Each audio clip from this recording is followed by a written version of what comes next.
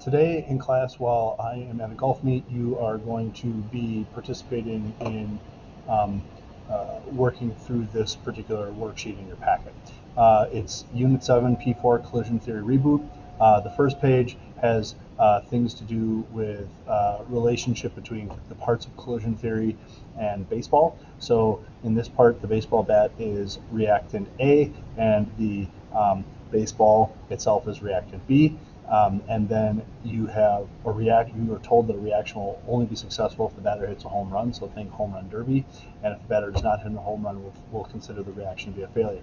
So in scenario 1, the pitcher throws a fastball right down the middle of the plate, and batter swings, misses, umpire yells strike 1, no reaction. Batter throws an off-speed pitch, batter checks a swing, batter barely makes contact with the ball, and foul ball, no reaction. The pitcher throws a curveball. He swings. The batter swings, grazes it. Ball goes off in the stands. Foul ball, no reaction. Pitcher throws a fastball. Batter swings. Ball goes over the 410 feet center wall marker. Home run, so reaction. So you have to identify if a reaction took place between reactant A and reactant B in scenario 1, 2, 3, and 4. Explain why it took place or did not take place, and then explain your reasonings in terms of the nature of the collision. Okay. Then you have to use your knowledge of what an effect of that and collision theory to basically be able to identify what is meant by the term effect of collision. And then, according to collision theory, reaction is most likely to occur if, and then you're going to have to list the 3 things that would be needed for a collision to occur. We're then going to move on to this, where you're going to be doing some data analysis. And when I created this worksheet, I tried to come up with, I tried to do some walkthrough of it on here, so I thought it would be self-explanatory. But since I'm not here and I can't explain it to you, I wanted to make a quick video about it.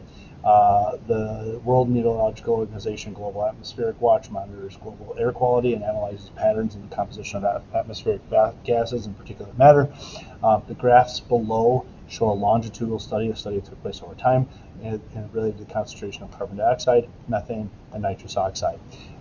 So you're going to have to read the graph, do some data analysis, and then you're going to have to answer, come up with a conclusion, draw a conclusion based on the data that you collected. So down here I have some math that's set up to show you how to do this, but I'm going to kind of get you started by walking you through this together. So I created this situation right here to kind of help with that. So in the first question that you're supposed to collect data for is you are trying to calculate the percent increase for a very specific time period. And you have to do this for each time period for 1980 to 1989, decade 1, decade 2, 1990 to 1999, decade 3, 2000 2009, and decade 4, 2010 to 2017. It's not an entire decade, but it's the data that was collected. So the way that we're going to do this is we are going to go ahead and use, basically read the graph.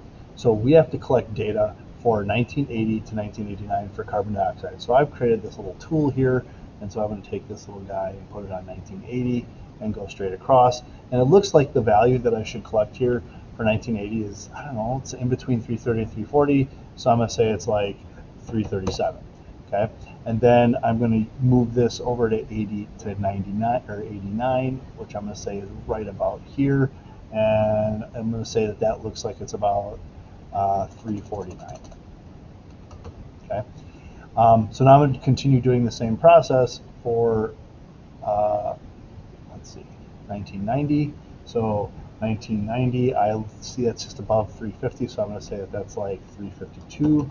And for 1989 or 99, I'm going to go up and over, and I'm going to say that looks like it's right around 67, something like that. And then I'm going to continue this process with carbon dioxide to the best that I can. That looks like it's around 368 maybe, so 368. And then I'm going to do 2009, which looks like it's about here, so that might be 88 maybe, 385, I don't know, we'll say 388. And then 2010, we'll see is about 389. Yeah, that's definitely closer to 389. And then for 2017, I'm going to move this all the way over here and go up and over. And it looks like it's, according to the way that this is picked up, it might be 400. Okay, so we'll say 400. Okay, now, so this data, we have to then put this data essentially in a formula that looks something like this. So this is the first one. It's like 349 minus 337 gives me 12. I took 12 minus 3 or divided by 337. I got 0.3506. I then took that value and multiplied it by 100 to get a percent of 3.5. Okay. I have to do the same process for the data that I collected for carbon dioxide for this, and the same process for the data that I collected for this,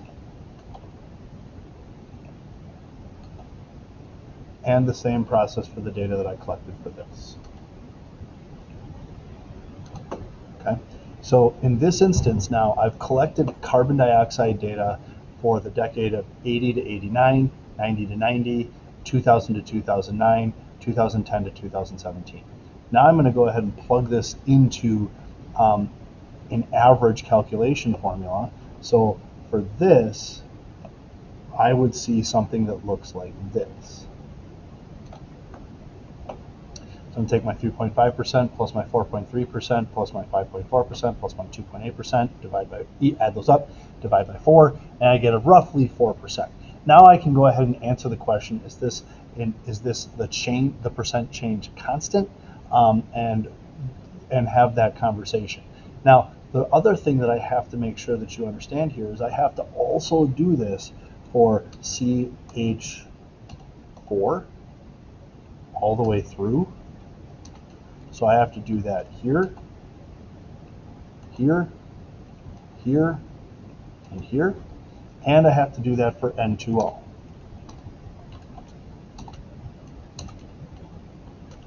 So I have to do that here, here, here, and here.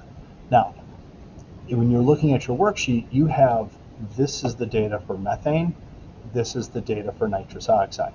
So I'm not going to go and collect that data for you because I really literally walked through how to do it for carbon dioxide, but I think that you should be able to do it for methane and for nitrous oxide. So now we have collected our data, okay? We've calculated an average, and so you're going to have 3 averages here. So you're going to have one of these, and one of these. Okay, so these are going to be, this one would be carbon dioxide, this one would be CH4 or methane, and this one would be N2O or nitrous oxide. So we'll say this is CO2, and we will say that this is CH4, and then we'll say that this is N2O. Shoot, what happened there? That's not what we wanted at all, Mr. B. So we'll say this is N2O. Okay, so you have to calculate 3 averages. So then you're going to come down here and you're going to grab the data for the year 2017. Now, I grabbed the data for 2017 for carbon dioxide already. So I put carbon dioxide, which happened to be in parts per million, and the other ones are in parts per billion. Parts per million or parts per billion means the number of particles that are in the air per billion particle sample. So I had to convert parts per million to parts per billion so that the rest of these were the same. So over here, I would put my carbon dioxide parts per billion, which is 400,000.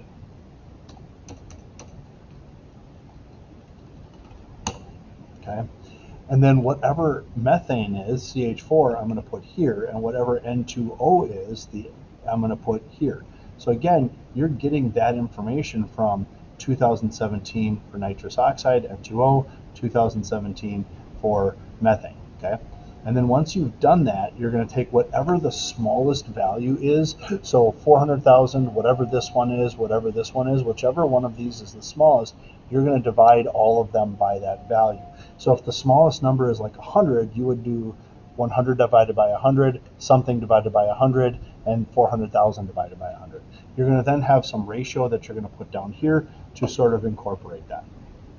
Okay.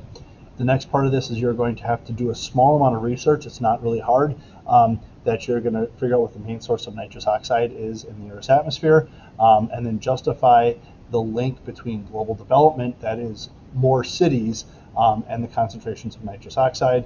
You also have a little bit of more data analysis to follow here. This is global monthly carbon dioxide, and what I'd like to point out here is that this is peak and valley, peak and valley. We're talking about seasons here. So winter, summer, winter, summer, winter, summer, winter, summer, winter, okay, so on and so forth. And then you have this blue line, which is the average of all of the carbon dioxide without the season of a winter, summer taken out of it. And then you're going to answer this question based on that. So that's what you have to do in class today, and this is going to be due at the beginning of the hour in the next class period that I see you. So I hope that this video helped, and I hope that you have success analyzing this data, and we will see you all next time.